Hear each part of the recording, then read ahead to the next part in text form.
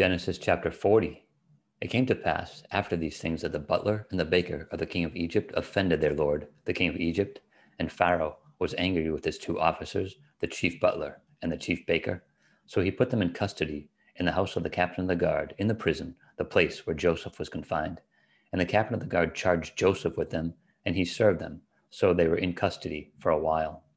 Then the butler and the baker of the king of Egypt, who were confined in the prison, had a dream, both of them, each man's dream in one night, and each man dreamed with his own interpretation. And Joseph came into them in the morning and looked at them and saw that they were sad. So he asked Pharaoh's officers who were with him in the custody of his lord's house, saying, "Why do you look so sad today?" And they said to him, "We each have had a dream, and there is no interpreter of it." So Joseph said to them, "Do not interpretations belong to God? Tell them to me, please." Then the chief butler told his dream to Joseph and said to him, "Behold, in my dream a vine was before me, and in the vine were 3 branches.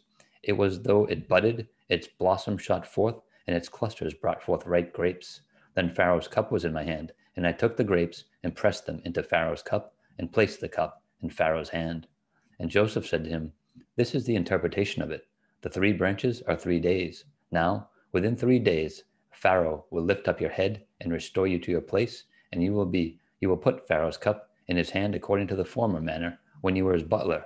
But remember me when it is well with you, and please show kindness to me. Make mention of me to Pharaoh, and get me out of this house. For indeed, I was stolen away from the land of the Hebrews, and also I have done nothing here that they should put me in the dungeon."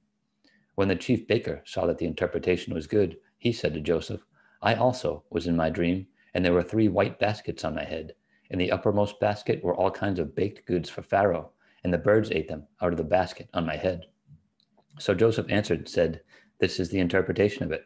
The 3 baskets are 3 days. Within 3 days, Pharaoh will lift off your head from you and hang you on a tree, and the birds will eat your flesh from you." Now it came to pass on the 3rd day, which was Pharaoh's birthday, that he made a feast for all his servants, and he lifted up the head of the chief butler and of the chief baker among his servants. Then he restored the chief butler to his butlership again, and he placed the cup in Pharaoh's hand. But he hanged the chief baker, as Joseph had interpreted to them. Yet the chief butler did not remember Joseph, but forgot him.